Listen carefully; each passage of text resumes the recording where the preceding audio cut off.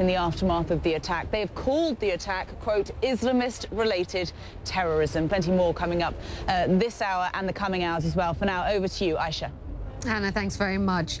Well, it could be the beginning of the end for Obamacare. Republican-backed legislation to roll back the Affordable Care Act, also known as Obamacare, is up for a vote in the U.S. House Thursday. Republicans need at least 216 votes, and so far dozens of them have signaled they will vote against it. To win more support, House leaders now want to eliminate an Obamacare provision that requires insurers to cover maternity care, mental health treatment, prescription drugs, and other so-called essential services. According to the Congressional Budget Office, 24 million Americans would lose their health care under this Republican plan. The bill would eliminate the individual mandate that requires everyone to have health insurance or pay a fine. It would dramatically restructure Medicare, the government health program for the elderly and disabled, but some popular parts of Obamacare would stay in place, including coverage for pre-existing conditions and allowing children to remain on a parent's health plan up to the age of 26. Let's bring back our guest, radio talk show host Ethan Behrman and Trump supporter Jim Lacy. Guys, thanks for staying with us. Ethan, to start with you, it's unclear whether this will actually pass, whether the White House and Speaker Ryan will get the victory they so desperately needed. Listen to what White House spokesman Sean Spicer had to say about basically what it all means if this fails. There's no plan. I mean, there's plan A and plan A. We're going to get this done. Plan A and plan A, no plan B. But that's far from guaranteed that they'll be able to succeed here. Yeah, I mean, there are real questions. The conservative wing of the Republican Party, the House Freedom Caucus, for example, the majority of the members have come out against this bill, the Trump Care Bill, the Ryan Care Bill, whichever term you want to give it, the American Health Care Act.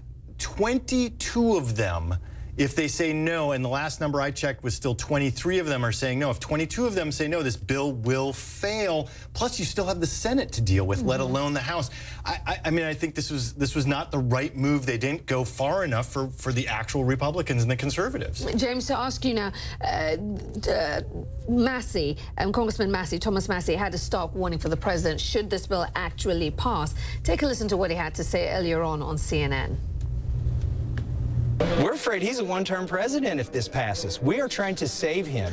The phone calls to my office are running 275 against versus 4.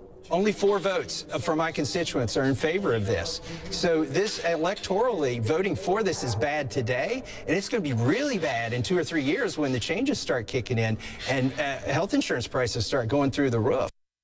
James, is he right? Does this carry a huge risk for the president down the line? No, I don't think it is, because Donald Trump campaigned for a year and a half before he was elected president to do exactly this. What's going on now is Donald Trump is delivering on his campaign promises, and that interest converges with the interests of Paul Ryan and congressional Republicans who've been saying for 7 years that Obamacare is wrong. You know, not one House Republican 7 years ago voted for Obamacare. So this is a fulfillment of a campaign pledge to the American people. And I think what some of the congressman, perhaps this congressman, is missing is that Donald Trump really had coattails that maybe those in some of the commentators in the media don't want to recognize.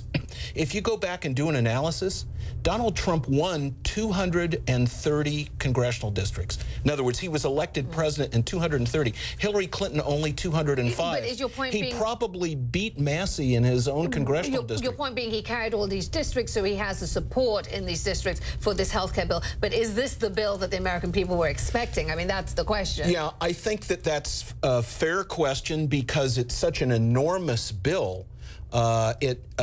Obamacare, as put in place by the Obama administration, involved, you know, billions and billions of dollars and pages of regulations. So, of course, deconstructing it is going to have many, many moving parts. And it's fair to say that there can be argumentation, but the bottom line is this. This is the bill that Paul Ryan supports and that President Trump supports. You've got to let Ethan get a word in here. And Speaker Ryan had 6 years to prepare this repeal and replace bill, and he didn't get it right. He upset conservatives.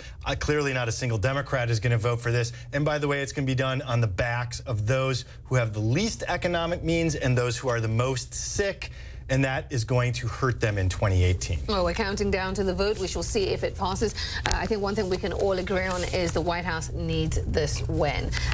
Ethan Berman, James Lacy, thank you so much for being with me. Thank you. And I'm Aisha Sasay. And I'm Hannah Vaughan-Jones here in London. We'll be back with plenty more of our breaking news coverage after this.